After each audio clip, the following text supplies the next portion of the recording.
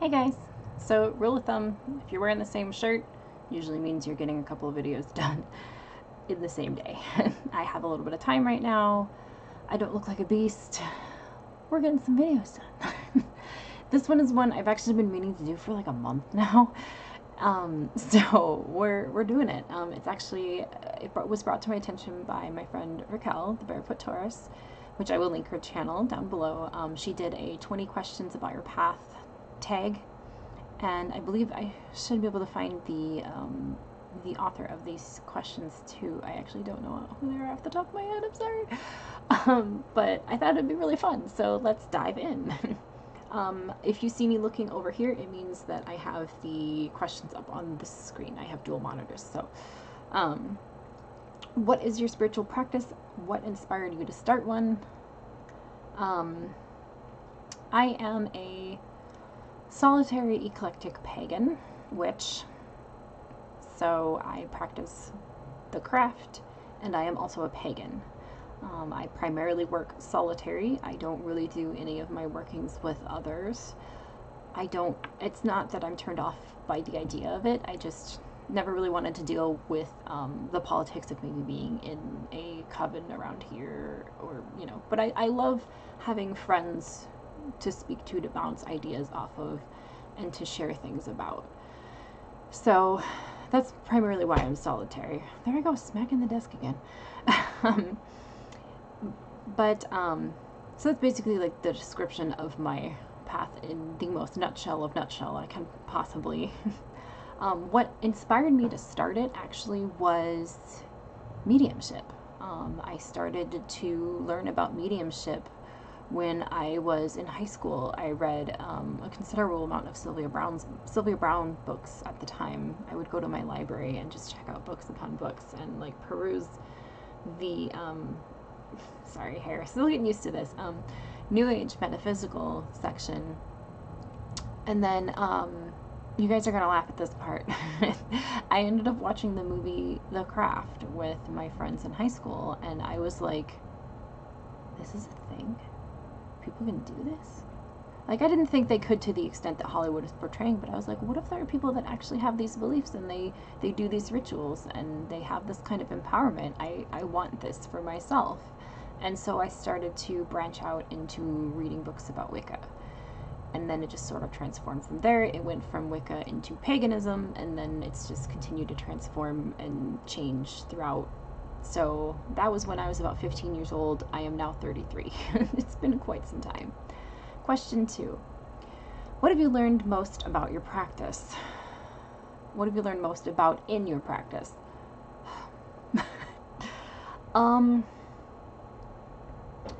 Recently it's been tarot, but over the course of my practice as a whole, it has been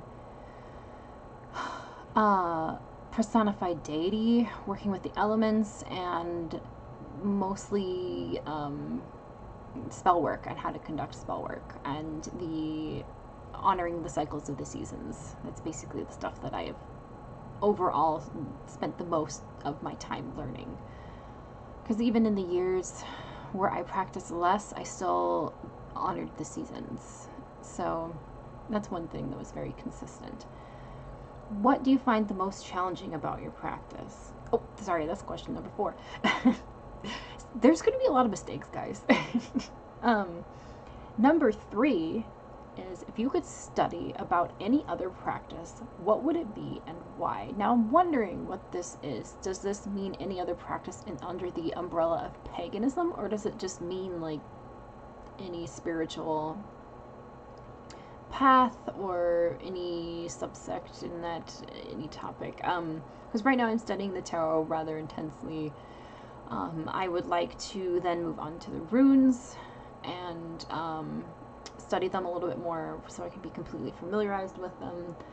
I have been looking into astral travel, meditation, shamanic, basically introducing myself into shamanism as well. Those are the things that I have actually been focusing on lately. So I guess that would probably answer the question. But The whys are just because I'm always expanding my knowledge.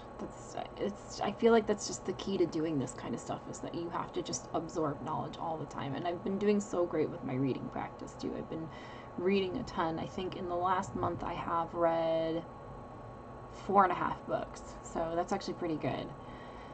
So, question number 4. What do you find most challenging about your practice? Finding the time. I think it's hard as a mom of 2 young children, finding the time. I don't have that time during the day, and I've been struggling to try and make it daily practice because I want to do something in the day, but I am not a morning person, and most of the time very tired because my children require a lot of my energy, and they are 2 and 4, so you can imagine they're also both boys, rambunctious boys. So it's a lot of the time, even at the end of the day, even though I'm a night owl, I just want to sit under a blanket and read a book or watch something and not think about anything. And so sometimes I have to basically get myself going and encourage myself to do something and sit in sacred space and practice my craft and not be so lethargic or lazy. So that's actually something that I've been really struggling with, especially since I became a mother. I sit here and I think, like, what the hell did I do with all that time before I had children?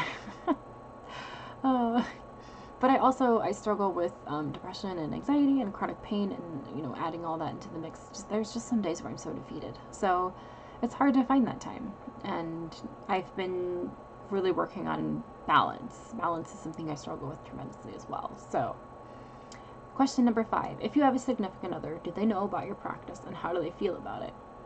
So I've been married for 7 years. I have been with him for 12. I think at this point in time now, I have to think about it.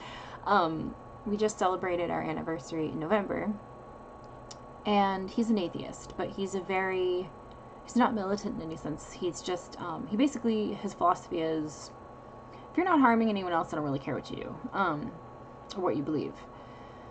He knows that, of course, obviously, I'm in our bedroom and my stuff is all behind us. He has known, there I go, smacking the desk again. Maybe just sit back. It took me about 6 months into our relationship to kind of start talking to him about it. And even so, I have wavered back and forth about how much to divulge, because there's a lot of times where I talk witchy with him and he's just like, you can tell he just doesn't know what to say.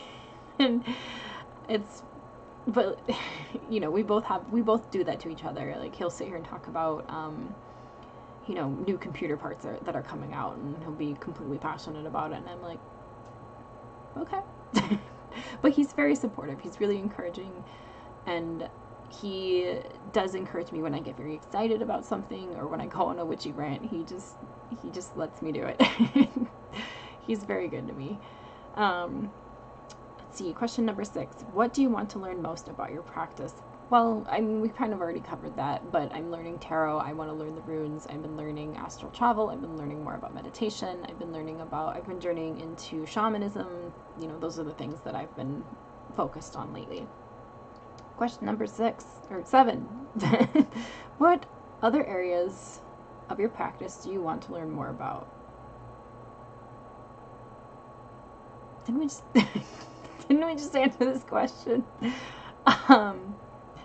I mean, we've already answered this question. I'm just going to move on. I mean, I suppose I could maybe get more, elaborate, but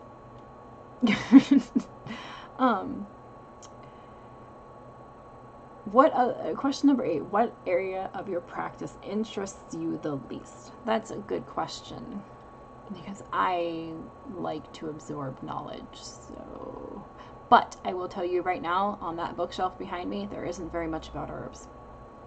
I have not really been very interested in herbs. My whole practice, I've kept the basics, and I've kind of just worked with what I have. It isn't until pretty recently that I've actually wanted to maybe start to grow my own herbs. Although I'm not a green thumb. I'm a pagan and I'm a witch, and I'm not a green thumb. It's despicable. But so I'm a little nervous to do so, but it's herbs, just they haven't really been my forte. My forte has been divination and elemental work and things like that. So I would guess I would just say herbs. Excuse me. Number 9, top 3 favorite books about your practice. I peeked at this question and thought about it before I started this video, and so I actually have them stacked up next to me, but they're not really current. I'm going to share books that were had a profound impact on me when I first started, because I think that that's going to be really helpful for you guys. So the first is The Circle Within, and this is by Diane Sylvan. I love this book. This book was amazing, and I completely absorbed it. I actually read through some of it recently. Again, I've read through it a couple of times. It is, it's Wiccan based. So if you're not Wiccan, like myself, I am not Wiccan, I'm pagan. But I still take a lot from Wiccan books, and I actually recently went through and kind of purged some of my books and got rid of a few of them that were a little bit more Wiccan heavy, but I kept the ones that really, really had an impact on me, and this is definitely one of them. This is a fantastic book. When I just talked about going to my local library when I was younger and looking at books on Wicca, this is the first book I ever picked up. This is The Wicca Handbook by Eileen Holland, and again, very Wiccan. Like, it even has a section on the goddess and the god. But there's a lot of information in here, and there was so much that I took from it. And this is the very first book I ever read, and so I actually scoured for years after to try and find the exact same cover, and this is exactly what it looked like, and I will never sell this. It's not the first, it's not the original copy that I read, but I remember I was really happy when I found this at Half Price Books, because I was like, I need to have this for nostalgic purposes. This is incredible. So that's another one that I would suggest. The other one that really I completely digested this book too, and I remember specifically reading through it when I was younger, is Moon Spells.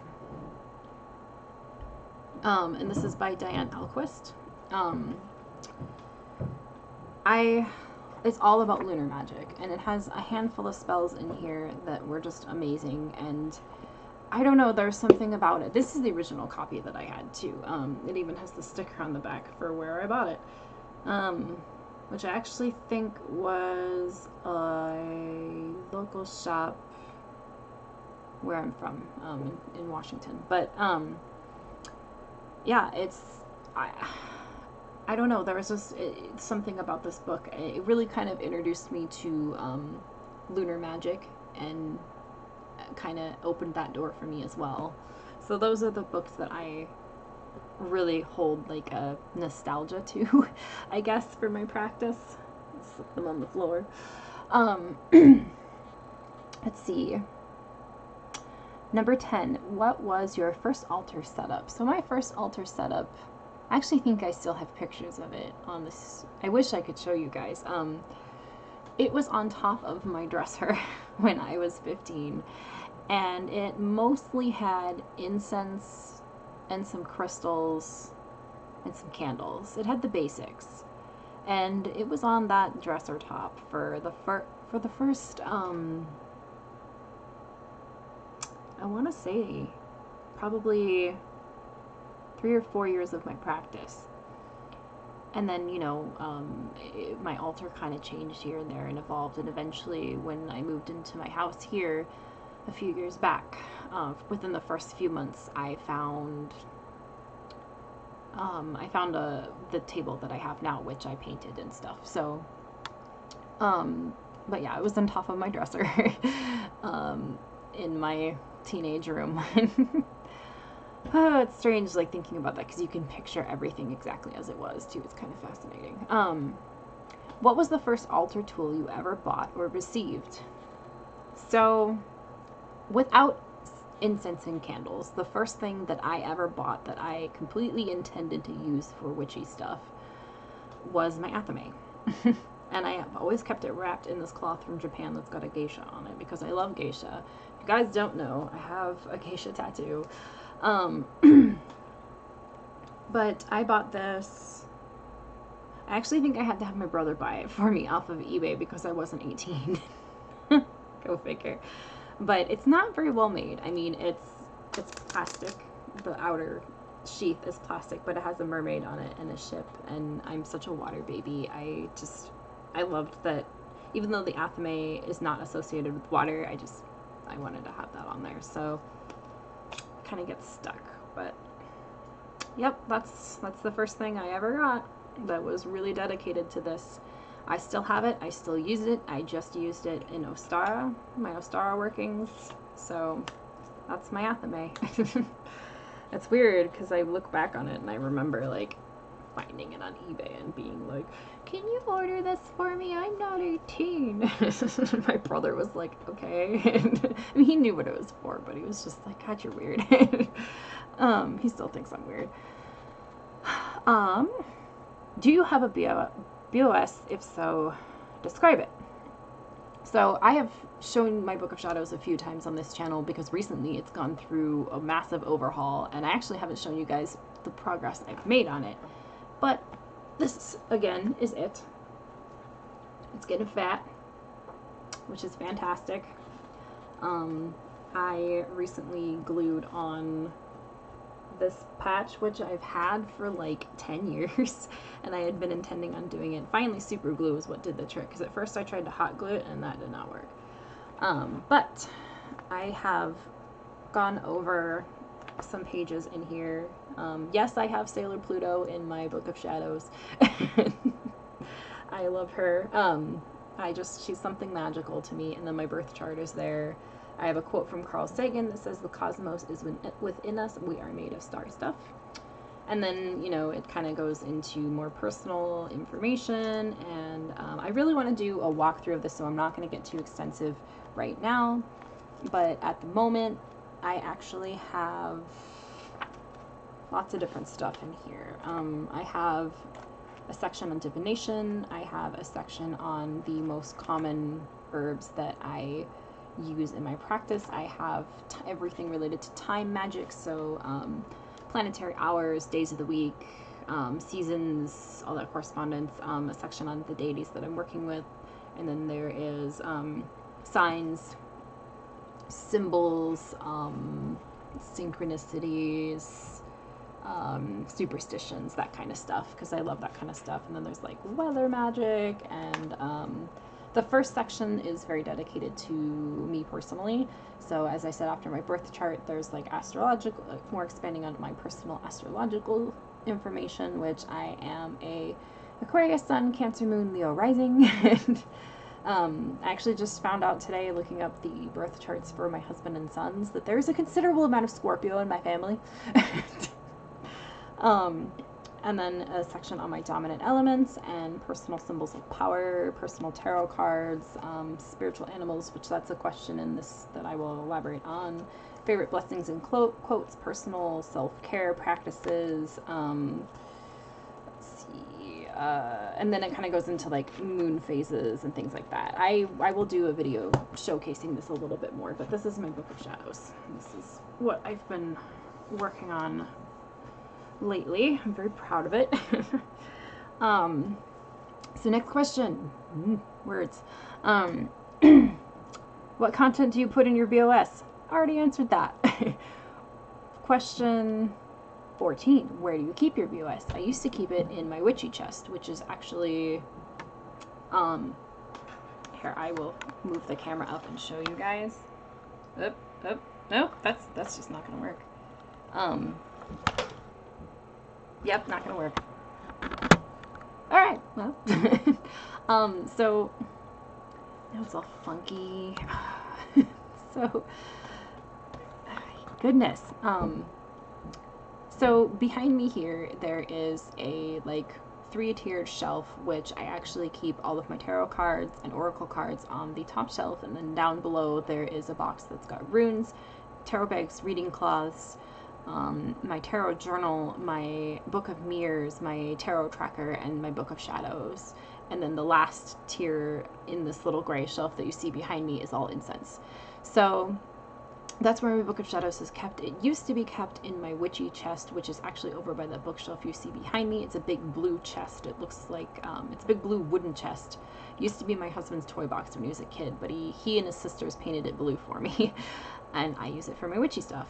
But in there, there's mostly like candles, various tools, stuff like that. And then my altar actually has a cabinet below it that is like my apothecary. It's got all my bottles, my herbs and jars, and things like that. So my BOS used to be kept in that witchy chest for the longest time. Now it is kept out in this shelf, this gray shelf right behind me that you see here.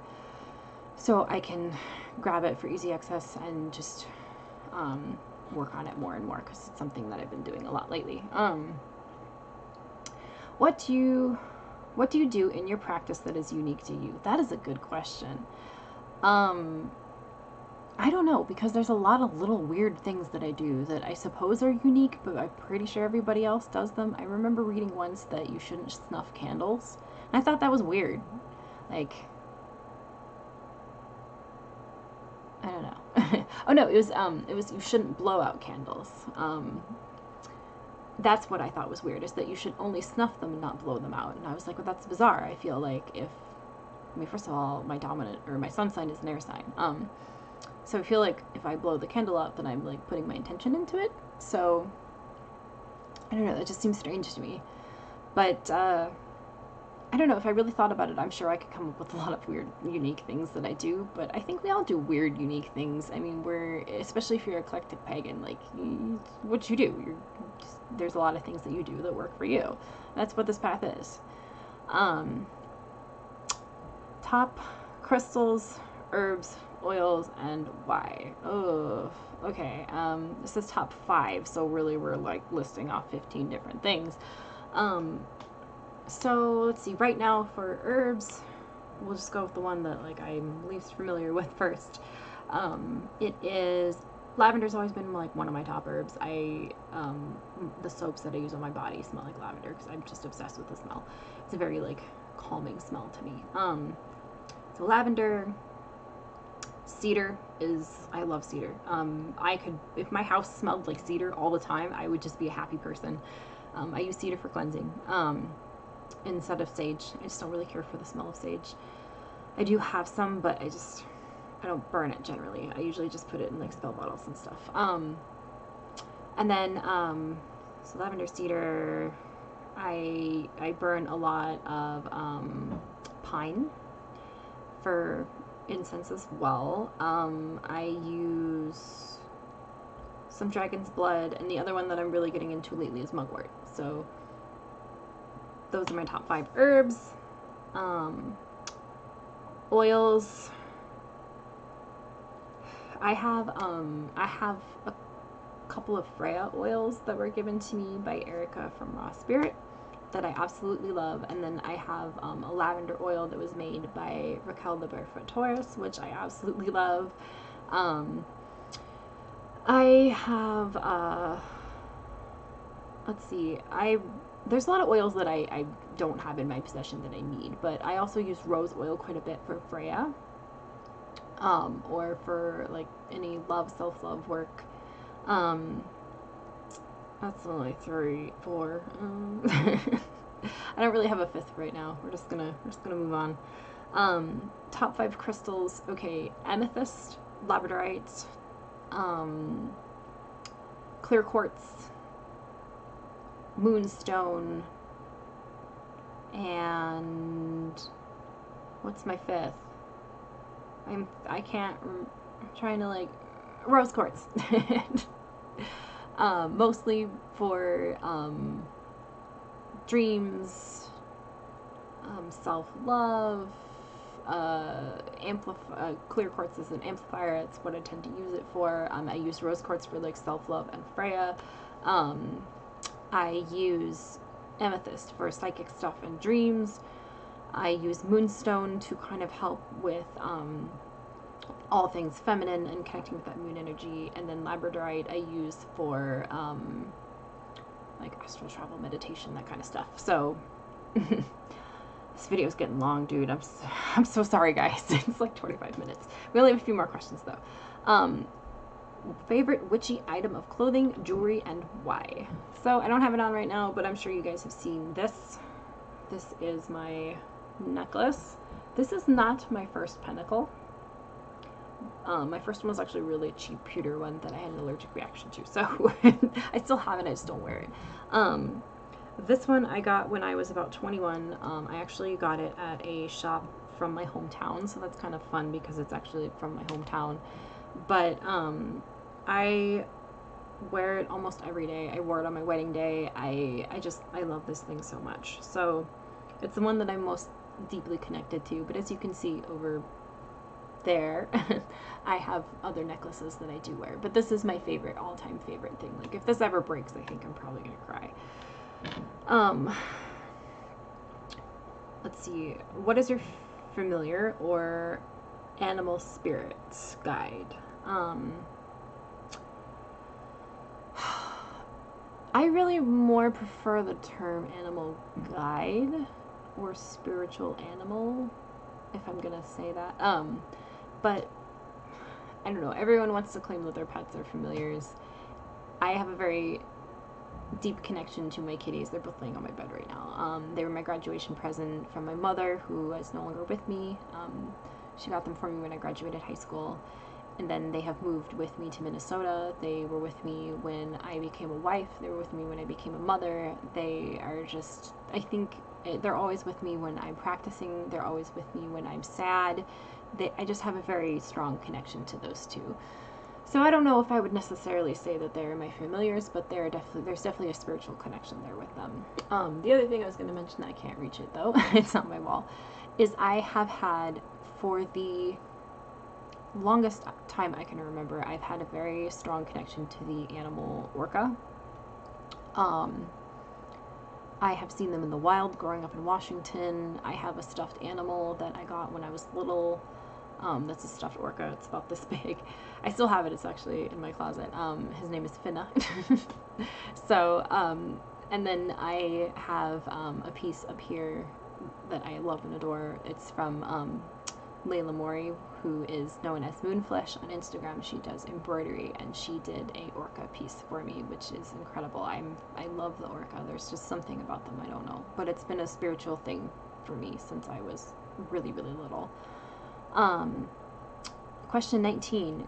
Do you prefer to do ritual work outdoors or indoors?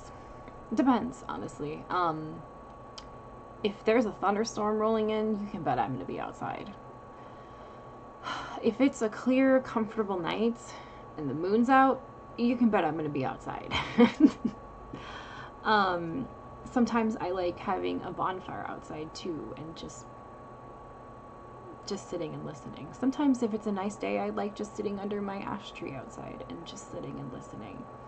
I like going on nature walks and picking up things. I could go on and on about how much I love being outside. I grew up in Washington State. I grew up camping and hiking all over the mountains in Washington State, and being near the ocean and experiencing the desert and experiencing the rainforest. Washington has all of these things, and it was magical for me. So I think it's hard to say, but I'm also a homebody. I like having the security and privacy of my space here as well. So I think both have their purpose, and I think I like both. 20. What do you use to represent the 4 elements in your ritual work? For the longest time, my workings were very just elemental, until I started to work with personified deity.